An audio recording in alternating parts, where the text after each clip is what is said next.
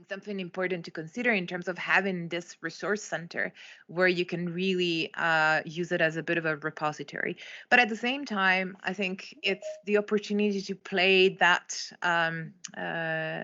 clearinghouse in a sense of then highlighting, lessons learned, documenting some of those, being able to really pull out some of the interesting information that could be used to inform, for example, when either donors are thinking about setting up a new fund, NGOs that are being contacted or exploring setting up new pool fund mechanisms, the opportunity to have already something that is there and looking at that. There's also, as Mirella and Barbara and Annalise have mentioned before, there's also still a bit of an analysis gap. This idea of having disaggregated perspective is definitely an important one. So it's really the possibility of understanding from, again, the perspective of local and national NGOs, but I think also more broadly, there's a tendency that we've seen in the literature to capture NGO voices as a uniform, homogenous voice. But NGOs are very, very diverse among them. And so experiences are very different. And so I think going forward, it would be important to capture and highlighting that nuancing and being able to really disaggregate those perspectives and those voices. Continuing indeed capturing this idea of what works, what doesn't, when looking at comparative advantages and synergies, making sure that specific reviews, for example, and evaluations of UN-led pool funds do look at this more closely. I think there's been a lot of work that's been done on looking at the SURF CBPF's complementarity, which is really excellent. And I think there's a lot of progress that's been made there. But again, because there's a lot more funds coming into the picture, it would be important not to lose track of what it means then to look at synergies more broadly outside of the OCHA managed pool funds. And then, going forward indeed is, what does it take to realize that silver bullet? So, how do we avoid fragmentation? How do we make sure that we build on complementarity and not competition? I think that's something that will need to remain on the agenda of, pool fund working group, individual bilateral donors, and again, potentially very specific, discrete pieces of analysis that could inform those discussions. Concluding, and then I'm going to hand over back to Jeremy.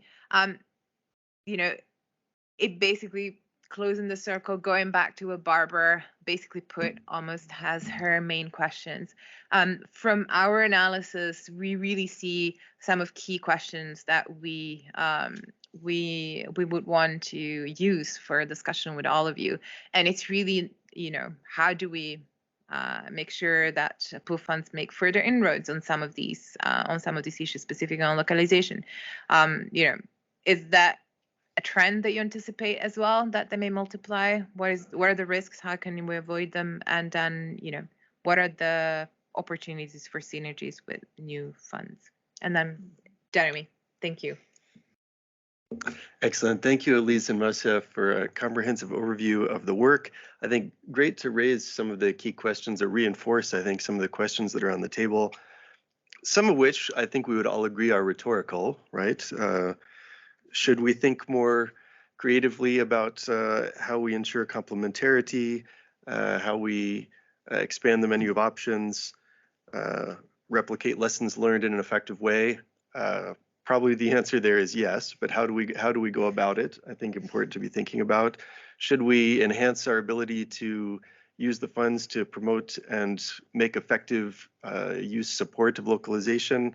Again, I think the answer is probably yes, but some work to be done to think about how we go about it. And some good, I think some good, more provocative points as well around the link to climate finance. For example, this is obviously one of the major questions on the table in the humanitarian finance world right now, is how do we effectively link between some of these sectors like climate finance and humanitarian finance. So thank you very much for those points and the work done so far. to get us to this point. I would like to shift, and I think it'd be helpful to have some reactions from some of the key stakeholders that are in fact involved in pooled funding. And this is where we have, I think, a good mix in the form of David Drop joining us, Chief of Country-Based Pooled Fund Section. We also have Fatima joining us as well, and Severine. So I think between the three, I'm hopeful we can get some interesting reaction here and some initial points to help kick off the discussion.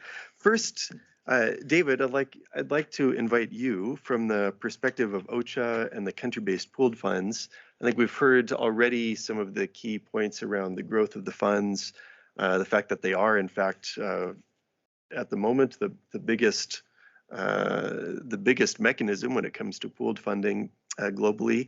Quite strong interest this year already. Even I think we heard at the meetings the last couple of days, we're already above 640 some million at this point in the year, which is again on track to be a record year for country-based pooled funds.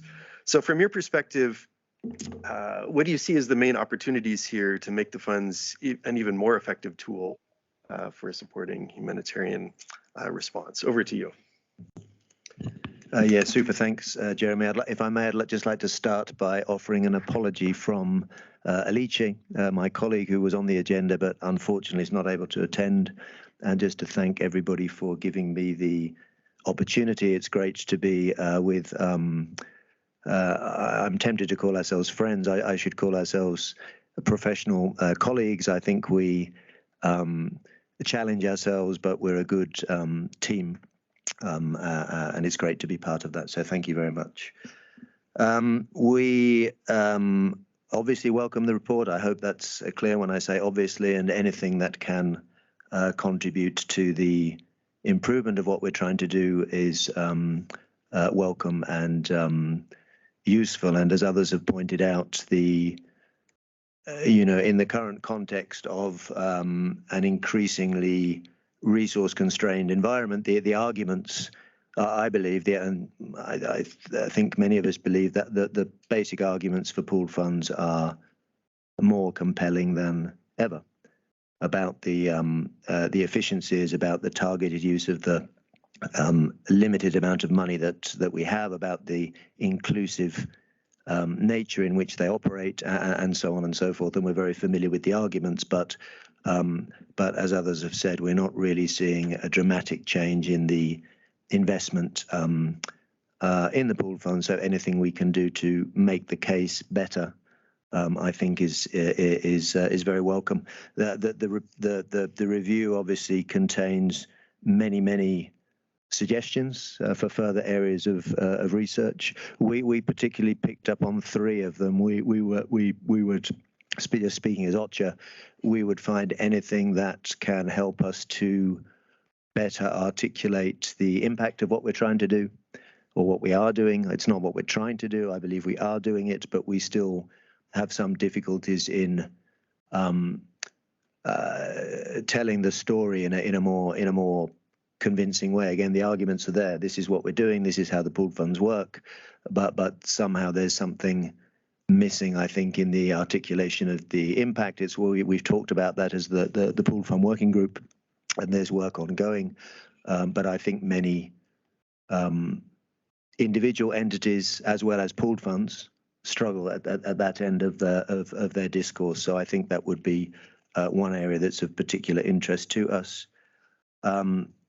Where we picked up on how to kind of convert lesson learning into innovation, doing things differently.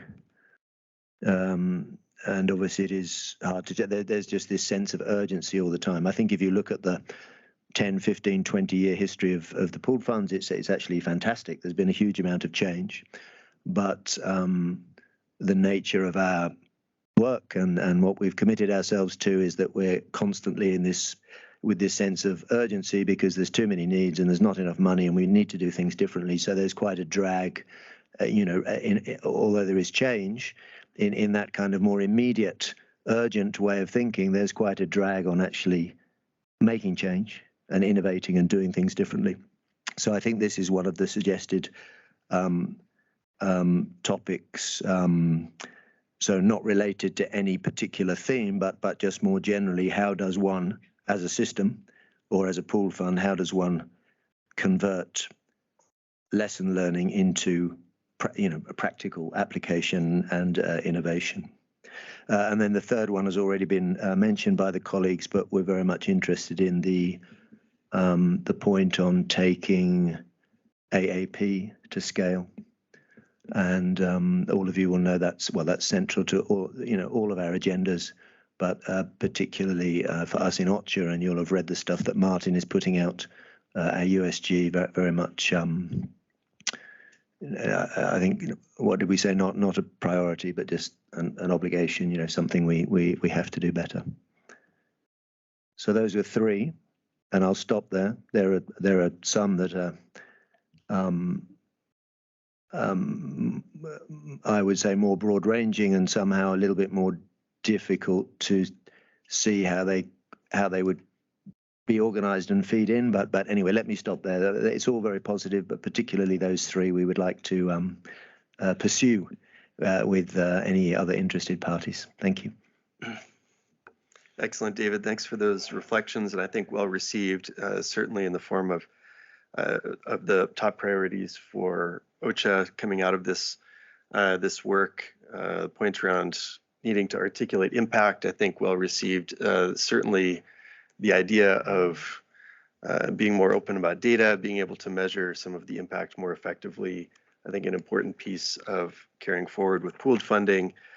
Converting lessons learned, again, something that came out quite strongly in the work, how we are able to actually do some more peer sharing, convert lessons learned into actual actions to carry forward, quite important, as well as AAP. I think all three well received. I'll quickly shift to the next. Fatima Imam, I think you've heard the term localization used a lot, as we usually do these days. You and I have been engaged in a lot of discussion with the Grand Bargain last week, with pooled funds this week. I think important to hear from you and your perspective from the local actor perspective, I should say, what you see as some of the value of pooled funding, but also what you see missing from the discussion. That was something highlighted in this work as well. So good to hear your thoughts on that. Over to you, Fatima. Thank you very much, Jeremy, and good morning, colleagues. Yeah, I think my thoughts are everywhere, to be very honest. It's been a very long week, and I think what I've heard most frequently is the word localization. But then I think I would echo David's words to say that the research is a welcome piece of work. And then, of course, it's good as local actors. We really appreciate the work that ICVA has done together with Switzerland and the consultants here. But then I would like to say that I think what I've read through has been consistent things, honestly, nothing new. But I think for me, it's more for us as local actors, it's more in what does it mean in terms of change in practice, in terms of giving more space to local actors and their communities, and also ensuring that more resources get to local actors to be able to do their work.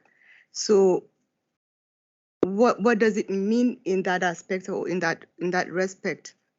But then again, also, just like Barbara said, I think I read the research a couple of times, and every time wanting to see something strike me differently.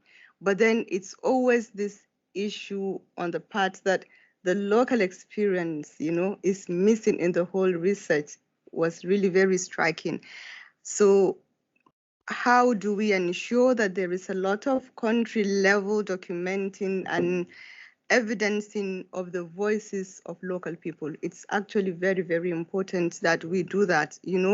Local actors and institutions usually do not get funding to be able to document this. That I think it's just some privileged few who really have access to donors that have the resources to be able to do that. So it's always important, and usually they are from the global north. And of course, you know, what perspective does to that. It matters a lot, the issue of perspective. So we would like to see more of this work, but probably undertaken by local actors from the local perspective of their people and their communities. That is it. And then again, of course, you mentioned several times direct access to quality funding as one of the strengths of the country-based pool fund. Of course, as local actors, it has always been for us the low-hanging fruit. We, I think, welcome the idea of having the country-based pool funds, but then we really need to emphasize that issue or that point around quality funding, because a lot of times what we see, and I think Elise said that very well, that on paper is something else, but in practice, in country, the experience of local actors when you talk to them regarding the country-based pool fund is slightly different. You would see, for example, that they say, oh, we have 42 local actors, you know, but then out of that 42, probably it's only 6 or 8 that are accessing the pool funds, you know, but even at that, if you put together the quantity of the funds that goes to this 6, it's not up to 1 that goes to just one international organization. So if you, and most often they craftily put it in terms of percentages, you know, so we really miss the actual data, but just to show that the issue of quality funding that goes to local actors is actually very, very important. And a lot of times I also question the issue of effectiveness and efficiency of the pool funds. I have sat on the SRC a couple of times, and I've had the opportunity of looking at proposals from international organizations and UN organizations. And of course, I know that the country-based pool funds, of course, is to respond in emergency, but we cannot take away the fact that it's supposed to be done in an effective and efficient manner. So the cost of logistics and admin and salary that goes to these international organizations and UN is more than 3 times the budget of 3 organizations. Because sometimes 700,000 USD goes to one organization only for salary, for logistics, and for admin. And this can perfectly be divided amongst 3 to 4 local organizations, and that's the entire budget for them to actually implement. And several times when I sit on the SRC, I really question the effectiveness, but as well the efficiency of that as well. Another point that I would like to highlight is also the issue of PSC, where we really always talk about PSC. And yesterday I was relating back with some of my local actor colleagues, where I told them of this conversation of how within the pool fund, the issue of PSC keeps on coming. And they say, Fatima, don't forget to mention that what we actually get as PSC is really very insignificant, in the sense that we are always high risk. And PSC is charged just as a percentage of the amount that you get outside your salaries, right? So if you get $100,000, for example, and you take away 25% of that as salary, what is 7% of that amount? But then another international organization receives $1 million USD. The 7% is actually huge. But how many of us are low risk? How many of us are even medium risk, you know? So what do we really get in practice as PSC? But usually when they talk about PSC, they make it seem as if the PSC that goes to local actors is so huge, but the amount that we receive is really insignificant. So I think I was told this one to actually highlight that, and I think I have done that. But just to say that, of course, we really appreciate that we have more pool funds for local actors. Several times we've really emphasized on the fact that we should have more of those that can really dedicate and focus on local actors as well. And then looking at the points, I also really appreciate the point on learning from other pool funds, which we actually consider as very, very important. So I think I apologize that, like I said, my thoughts is everywhere, but then also to say that lastly, we really need to be very deliberate on the issue of localization. As I speak now, still in country, funds through the pool fund goes to the traditional recipients. That is the UN and the NGO. That is it. So unless we're able to practically and proactively walk the talk on localization, it will still remain that we use it on paper, but in practice, everything remains the same. But I must thank IFA for taking this step to at least bring it to the table, and give opportunity for further research and further conversation. But then I hope that going forward, this research would involve more of local actors, more of local actor perspective, but importantly, perspectives of people affected by the community. I think a lot of times we forget why we're doing the work. They are supposed to be in the heart and the center of the response that we do, but then somehow they slide back. So thank you for the opportunity. Fatima, thank you very much for your perspective. I think some good challenges certainly to us there in terms of how we think more clearly about effectiveness and efficiency of the funds, but some good overlap as well with, David, the points you raised in terms of how we actually gather evidence from the right perspective, increasingly from the local perspective, I would say, and make sure that feeds into some of the work we're doing around better measuring impact, gathering lessons learned, and certainly when we take AAP to scale, that has to involve the people who we're actually working for. So thank you for those reminders and reflections, Fatima. I'd like to change a little bit here to a different perspective and turn over to Séverine Moisy, who's joining us online. Séverine is the fund manager for Sahel Regional Fund. Séverine, from your perspective, managing a fund that has essentially recently started up, so your recent experiences in starting a new type of new pooled fund mechanism, essentially, can you share with us some of your thoughts on the process for how that happens, challenges you've experienced, and where you'd like to see the SRF go from here? Over to you, Séverine. Thank you, Jeremy, and thank you for having me. Maybe I need to check first of all if you can hear me well before starting. Is it all good? Mm-hmm. Yes, we're hearing you. Excellent, excellent. So I will start immediately. I have a bit of a presentation to a little bit support what I'm gonna present to you. So I will very briefly talk a little bit about the Sahel Regional Fund, its governance, functioning, and recent achievement. And then it will bring me what is the most important for today, is to discuss a little bit what the SRF and what we believe the SRF can contribute to some of the knowledge gap that has been identified actually in the ICVA study that has been presented this morning. So Manon, can you move on to the first slide, please? So talking a bit, thank you, Steph. Talking a bit about the Sahel Regional Fund. So it's a regional humanitarian fund governed by NGO and hosted by Danish Refugee Council. I think it's really important to note here that we're actually not yet a pool fund. We are a fund supported by the UK-led FCDO, but we have not yet get our additional contribution that we can be qualified as a pool fund, but we do function as a pool fund.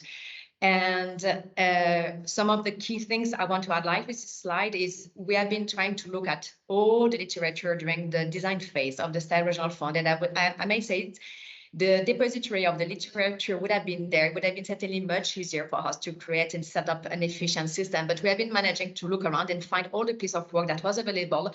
And it is helping us. It has helped us to really put in place an efficient model that is governed by NGO, and they have a great deal with dealing with conflict of interest situation that may happen when a fund is governed by NGO to finance NGO.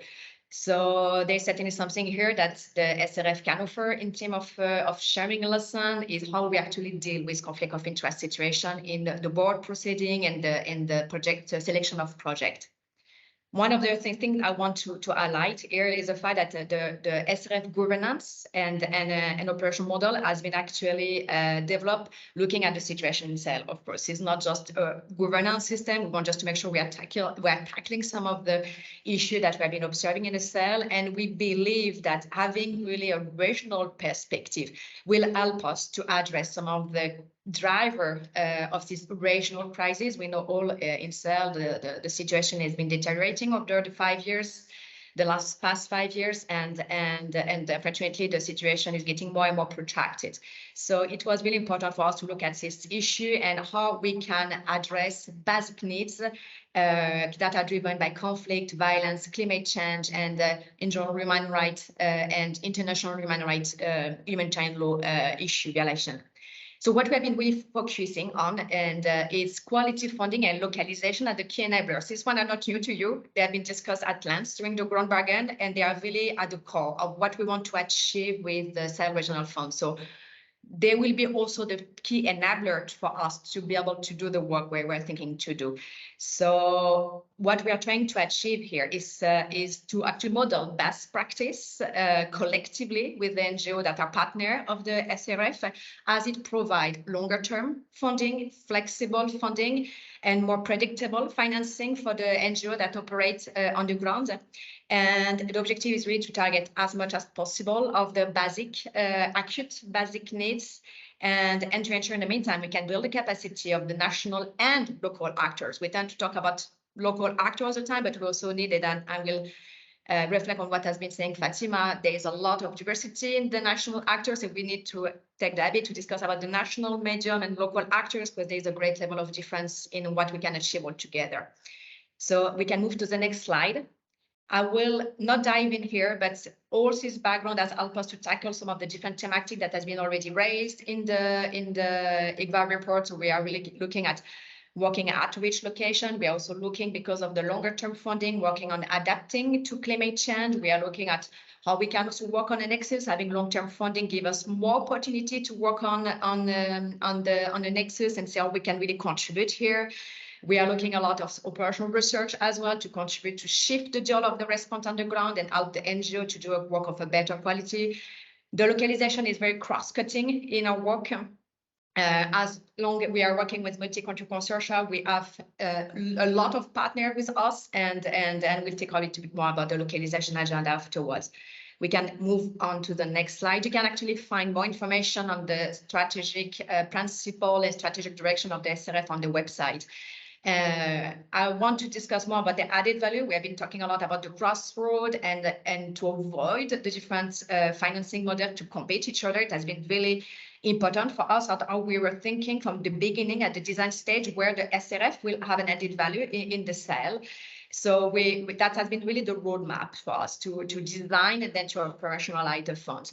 And maybe a more concrete example where we are trying to strive in making sure that we are complementing the various financing mechanisms is in our call for proposal, we make sure that all funded proposal projects are aligned with the HRP priority that are decided in country by the humanitarian coordination. It's really key for us to be aligned, since the most of the work that is being done by the humanitarian coordination is really to drive the work and to have a collective achievement, and we want really to make sure we are really part of it and we contribute to it. Maybe one other example I can mention for the Chad, the STAR network has been giving its first allocation to some of the NGO that was operating in Chad to respond to the Eastern Chad crisis, with the influx of refugees there. There's been a great deal for NGO in Chad to receive this funding.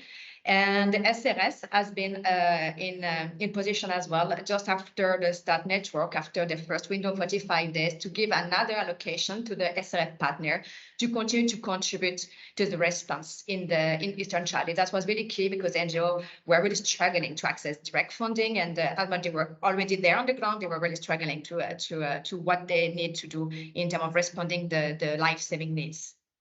So I'm going to move further to the next slide.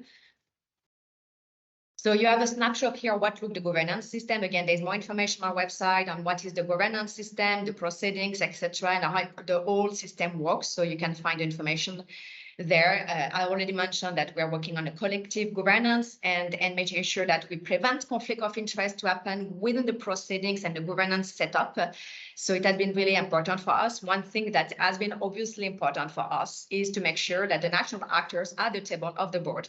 So you can see there is already some national actors being represented there, 2 are national platform in the Sahel region from Mali and Burkina, and one is a sub-regional organization that we hope through the umbrella of organization they represent will be able to voice really much the the voice of the national partners and the local partners that are operating in the Sahel.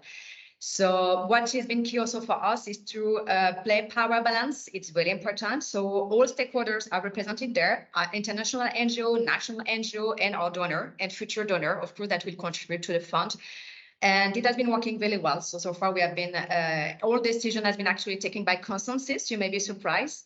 We were thinking initially sometime we will need to use some voting system and it's all in place, but actually working on debating and trying to find the right compromise with different perspective of different actors at the table has been of a great deal, just to make sure we are working along the perspective of different stakeholders at the table at the board.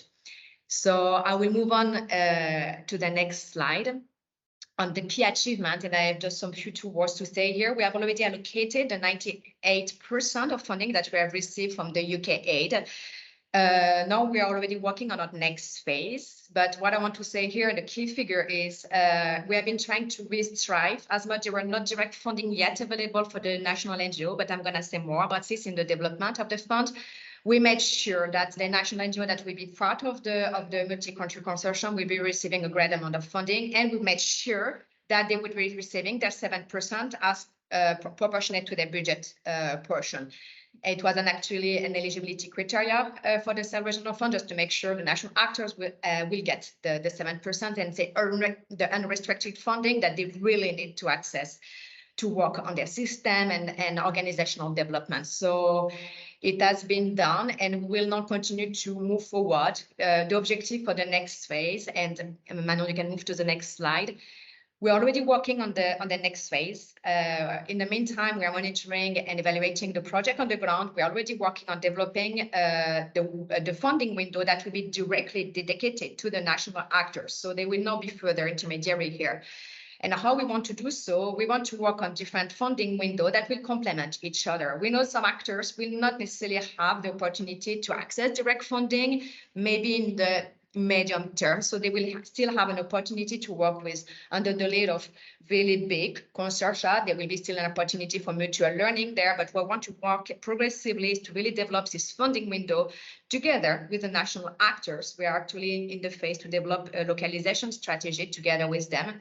And really the objective to have direct funding toward them, where the fund management unit will play an intermediary role to continue to accompany them in managing the risk, in managing the compliance issue. That is a great deal also for the national NGO that will be receiving progressively more funding. I'm going to move to the next slide.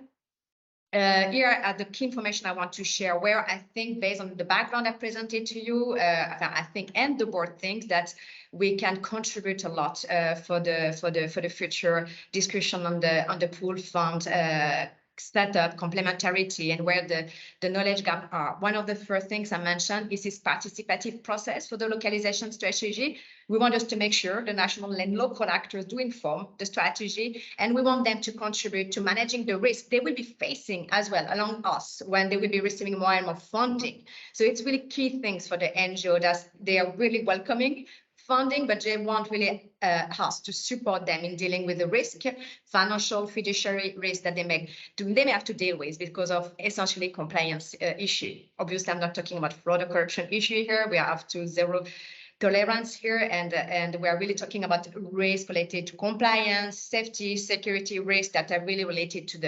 the context we are working in. Something that in a couple of months will be already ready, and I don't think it has been yet mentioned, but ICVA has commissioned another consultancy research, and with the objective to continue to compare the different governance and operational model of the different NGO-funded hosted funds. So we want to see where we can continue to gain in efficiency and work on more independent models. So I think that will be a great piece of work that will help us all to continue to work on the efficiency of our structure. Some of the things that is really important for us, since we're starting working on the operational phase, will be to identify with the regionally hosted pool fund in the West African and Central region, the OCHA pool fund, just to make sure we're identifying the key cross-cutting priority. It's very important for the collective learning. So this is something we are already starting to identify some thematic. We are thinking about localization, risk management, and there may be more. Just can I pause? just for a moment. Sure, sorry. No, it's great to see these points on the screen. I think it'd be great if we can just have a final wrap up and make sure we have a few minutes here to hear from the audience as well. But thank you. Obviously. I have just my last 2 points on that slide and I'm done.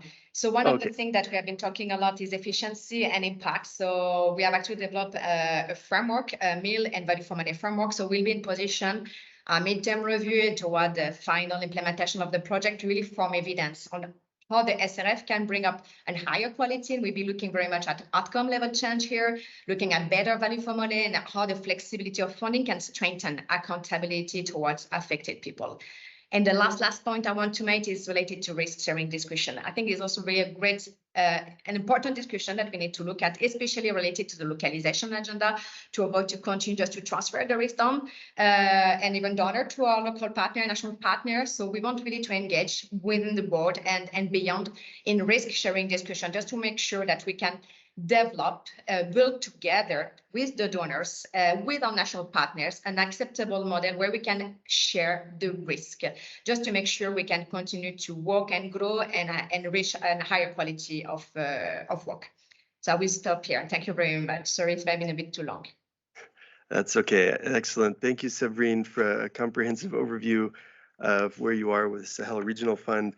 I think certainly I come away with a sense of the complexity of starting up something new, and I think some of the points you share align quite well with what we've raised earlier in the form of the need to have clear lessons learned shared to ensure that we reduce some of the startup burdens or some of the need to reinvent the wheel, as it were, when you're looking to start a new fund and understand better where you can fit into the system and ensure complementarity. But thank you for those lessons as well.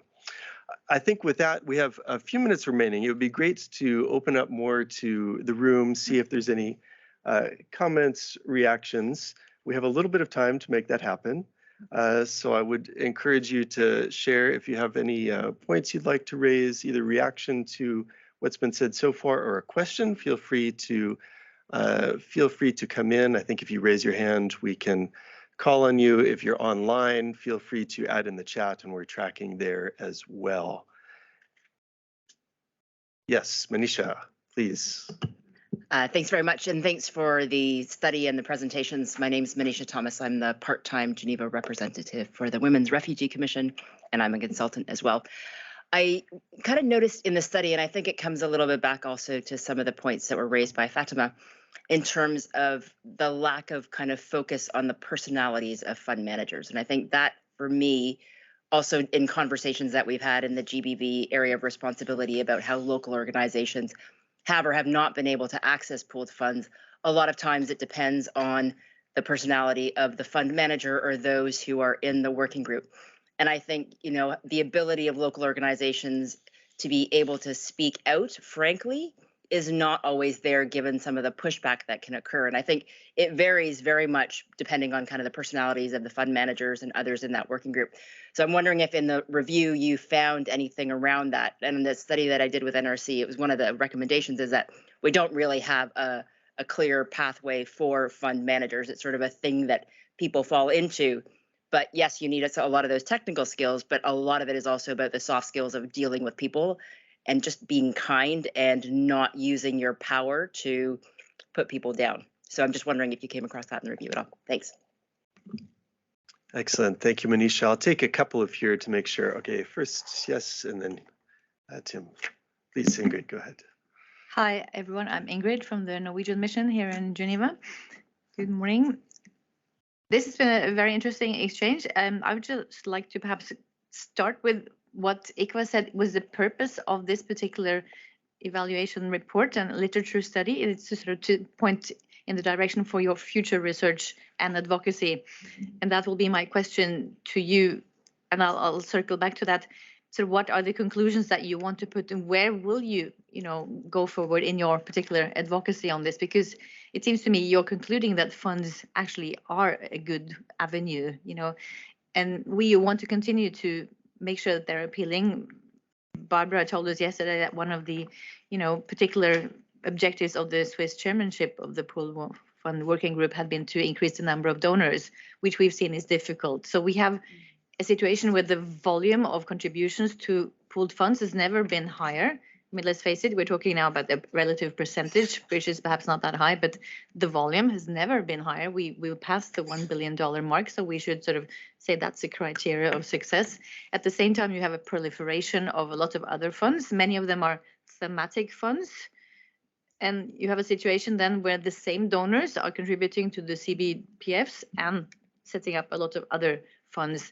And perhaps the reason for that is that there is some sort of a glass ceiling of sort of volume management capability in country-based pool funds. I don't know. We heard that there is a certain perhaps glass ceiling of the number of large local NGOs that a fund typically works with. I think that's interesting to continue to look into. But basically, thematic funds, I think, are also there because donors need to have visibility on particular topics, be it protection or education or climate or what have you. And that goes back to David's point, the whole issue of, the narrative of the country-based pool funds, that they have perhaps less of a clear identity because they're covering the whole range of issues in a humanitarian situation. So what I imagine we all want in this room is for pooled funds to continue to be seen as an appealing option for donors, and preferably then more donors, so that localization path, which is the main purpose for many donors to come into pooled structures, in addition to it being, shall we say, administratively helpful and useful. So that I think we also need to work on getting across the issue that this is perhaps the main platform for localization. We are talking a lot about all the difficulties, if you like, the challenges involved, but maybe one of the advocacy messages for ICVA to take out of this is also that to provide that message to potential other donors that this is actually, a success story. This is working, and localization is very much coming out of that. We're nowhere near where we want to be with localization, but it is actually working. The appeal of funds, I guess, is what I'm working at and coming to, that we all need to make that concerted effort to get a broader range of donors on board here. Thank you. Excellent. Thank you, Ingrid. I think, Tim, I saw you, and then a couple more here. Yes. Yeah, I think I wanted to make a similar point to Ingrid. I mean, is there a danger that if the amount of funding that goes into pooled funds remains the same, but the number of pooled fund mechanisms is increasing, that you end up spreading across, and then there's an efficiency, effectiveness, coordination issue on that. And so I think that, I mean, everybody seems to be starting up pooled funds. Another one is about funding, where you get your funding from. I mean, in the UK, they have the Disasters Emergency Committee appeals on emergency when a big one happens. I mean, would there be opportunities? I think there are 14 NGOs that receive. Would there be an opportunity for pooled funds to be a mechanism for those funds? And another one, finally, sorry, I haven't really heard much about modalities and relating to the accountability to affected populations.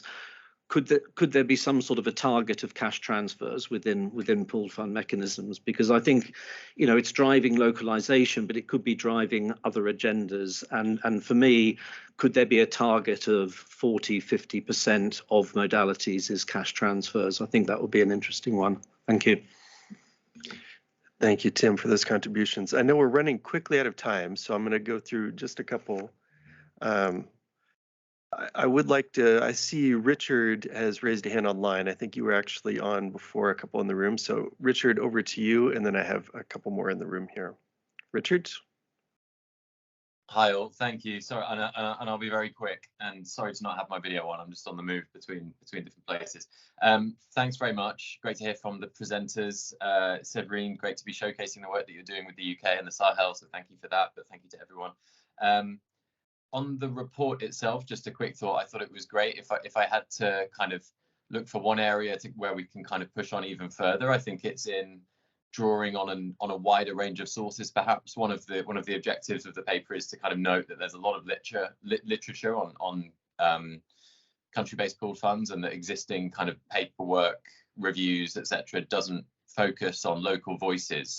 But I think that this report could even go a bit further in listening to local voices and drawing on those sources too. But I thought it was really helpful. I mean, I think we've really encouraged those recommendations around the quality of funding, and really good to hear from Fatima on the importance of the kind of qualitative aspect of funding. It's not just about the kind of percentage that gets down to local, national organisations. And then finally, again, just to agree with the point, I think that the challenge here is recognising that you know, we can create more pooled funds, but ultimately they operate within a humanitarian architecture that has shortcomings, and where the system's working well, pooled funds can be a really great contribution to that, but where the system's not working well, pooled funds can't change the rules of the game, and we need to come up with other solutions as well. Thanks. Excellent. Thank you for those points, Richard. I think we'll really have to be quick. So we'll take Mazen and Kayla, and then I think we have to wrap up with some final points. Please go ahead. Okay. Thank you, Jeremy. Thank you, colleagues from ICVA and David, Fatima, Barbara also. So my comments on the report is that first, a general comment is that with every pooled fund mechanism, more responsibility on the pooled funds to give more focus into localization, because part of pool funding drawbacks that they're limiting local actors to have a real connection with the main donors. So donors are going through pool funding and limiting local actors as the only window to major donors is pool funds. So this is like my comment. On what interests me on the report in general is the resource center. Yeah, resource center. We would like to have more information on different resources center and different pool funds, and how we can have like the best resource center, because there's not that much to know in each funds. More specifically, local actors suffers from having the information and knowledge in each pool funding mechanism. Third is one thing that maybe for future studies, that doing a comparison, like a thematic comparison, detailed comparison in each funding, that so we can know what is the best practice in each thematic area, and maybe having less number of pooled funding mechanisms, so we can have more money in the pot for funds, and we can be more cost effective and cost efficient. That was lastly one example from Yemen is that currently we do have 3 flexible funding mechanisms, but if there's an emergency, we would happily choose the CBPF in Yemen, the pooled funding available in Yemen. This is emphasizing on the thing that there are a lot of successes on pooled fund mechanism, and we need also to be more agile and adapt in all pooled fund mechanism to reduce the number and make them more cost efficient. That's all from my side. Thank you. Thanks, Mazen. Kayla, over to you. Hi, everyone. Good morning. I'm Kayla Glass from the Norwegian Refugee Council. I just wanted to make a very explicit link to risk sharing, because a lot of the discussion and literature has focused on making these investments less risky for donors, but it doesn't mean that the context where these activities are carried out are less risky. Risk hasn't disappeared. They've just transitioned down the chain. So they sit either with the local actor who's delivering, or they sit with the intermediary who still has a number of controls that they need to put onto that funding to meet back donor requirements. So until we really understand what these risks are and what they are resulting in, for example, inflexibility in funding, shorter term contracts, a heavy compliance burden, I don't think we will change the needle on how the funding looks ultimately at the recipient level, despite changing how it looks significantly from the donor perspective and facilitating entry points for their own commitments towards localization, multi-year funding, and flexibility. We're seeing the funding come in a very different way than it comes out. Over. Great, thank you, Kayla. I think with that, I'd like to do a wrap up. Maybe what I can ask us to do to wrap up is pass over to Elise and Marcia. You've heard a few comments back from the room. I think some interesting points around what we might take forward, the thematic funds, the message on success. I think Tim's point around how do we avoid being spread too thin, interesting. But I'll give it to you to share some reactions. I'm happy to share quickly on the future research point from the ICVA perspective Ingrid raised. And Barbara, I'll give it to you for a final word. Sound okay? Okay. Okay. Elise, Marcia. Yeah, so let me just be really quick. I think just starting with the last point, this question about risk is absolutely critical, and something maybe in a phase 2 is really looking at a comparative study of how the different funds in their sectors have really managed risk, right? Because you're absolutely right, risk is not going away. Right? It sits with someone and it's passed on. And oftentimes it's still the local actors at the end who sit with it, and they don't get the funding because they're considered to be high risk, right? So this notion of risk as a blockage is really a critical, a really sort of critical notion. And how the funds have managed that will be really interesting in terms of a phase 2. And yes, and point really taken that we didn't go far enough on the local point of view, but that was not really the mandate. And it's hard to get those resources. So really, phase 2, really diving in from a local perspective, local writings, local understandings, and meetings, sitting around and discussing, right, with local actors where the real stories come out. Right, conflicts of interest in the cluster systems, et cetera, dealing with foreign exchange rates. I mean, the experiences are much richer than what we can capture in our stuff. Maybe really point noted taken on cash. I think that makes a lot of sense, et cetera. I think, Manisha, quickly on this thing on the personality of the fund managers point, we really saw your point in the document. It was something we really looked at, and I think it's a very valid point, a very fair point, and maybe it calls for maybe a sort of multiplicity of funds is not a bad idea because it puts competition, right? So it drives for personality, et cetera. And part of that maybe is also just simply information to tell local and national actors what funds and what funding mechanisms are available to them, and not just within humanitarian, but private, philanthropy, et cetera. Something we highlighted in the report and not here, but a really important point too, is the humanitarian pooled funds, CBF, and start to learn from the private funds, right? Vitol, Skoll Foundation, Hilton Foundations. In terms of local actors, frankly, they're much better donors, if I were a local actor, than the other funds, right? It's an email you get from Vitol Foundation to get money. Ideal, right? Very flexible. So I think there's a lot of learning there too around risk and around other things that can be focused on. Maybe just, Manisha, one last point on your personality issue. What I saw in some funds also is that they are torn themselves, right? A lot of country-based pool funds don't have the money that they need, right? They're 60% funded, 50% funded, and there's a lot of requests daily on them to fund, right? And to fund local and national actors who don't qualify, right? The Nigeria fund, speaking to Patron, the head of OCHA, he had 1,000 applicants of local and national actors. He had to say no to most of them, right? So he spends his day saying no, and that also grates he maybe is not as diplomatic or as kind as he should be, but the pressures are there too, right? Not to excuse that, and I'm not saying he is not kind, but just to say that there is a lot of pressures on them as well. But that's where, again, a localization strategy at a country level can also help deal with that, in that it's more clear what they're trying to achieve and how they're going to do it. So, yeah, from my side over.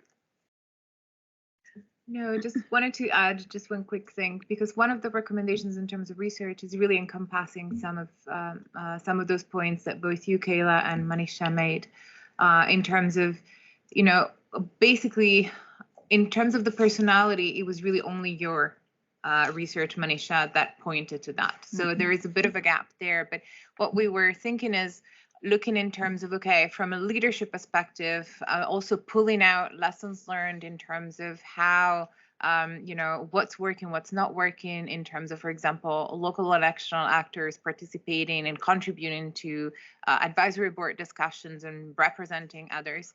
It's also an opportunity to bring that element back onto the agenda and explore it further.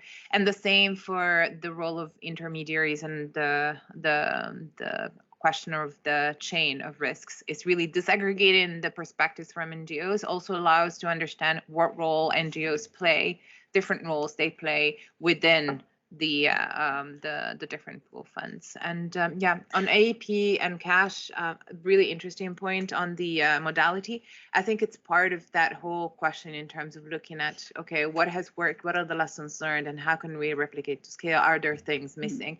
Because that's not something that is really coming out in terms of how to leverage those modalities in a way that makes sense. So definitely point taken. Thank you. Excellent. Thank you, Marcia. Barbara? Thank you very much. Very, very interesting discussion. I think we could spend some more time.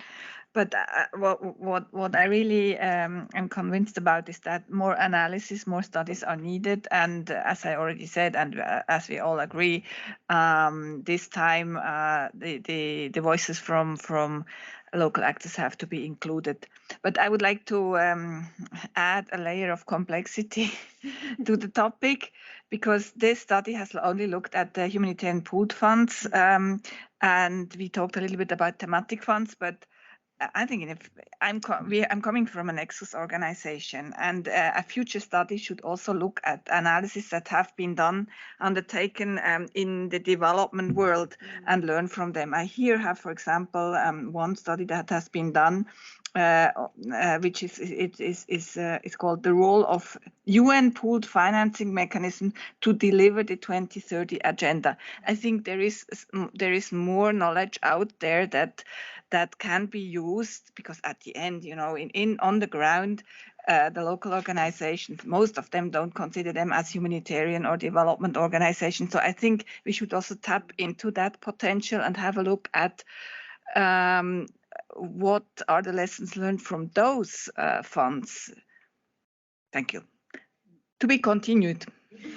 I think that's a good theme to end on. To be continued for sure, but I think maybe in quick closing, it's clear there are a number of pieces of work here that need to carry forward. I think for us at ICVA, certainly a piece of work that resonates quite well is the need to have some form of more established resource center, resource base, accessible to local partners, that brings together existing knowledge, lessons, and is meaningful to our partners at the field level as much as possible. I think that's something we clearly want to support going forward. When it comes to on the research side, really some quite good points raised here in the conversation today. I think a couple of things resonated with our discussions in the pooled fund working group as well, around the need to broaden the donor base, especially if this is a meaningful area of a modality of funding. We can't just spread ourselves too thin. We actually need to increase usage, increase the volume, not just the number of different options on the table. I think that's a piece we take seriously, how to really clarify what the menu of options are, expand the number of donors giving into that, and support complementarity as opposed to negative competition. That's something we definitely want to focus on the ICVA side. But I think a number of other good points noted in terms of thematic funding, how we link better to Nexus. There are a few topics there that we can take forward from the conversation and really hopefully at least get some ideas down. And for those willing to collaborate, either funding-wise or research-wise, please don't hesitate to connect, because I think there's clearly work to be done here that we can collaborate further on. We're well over time. Appreciate your willingness to stay. I think it's an interesting topic. It definitely is a crossroads point, I think, for us to hopefully carry forward well, and look forward to continuing the work. Thanks, everyone.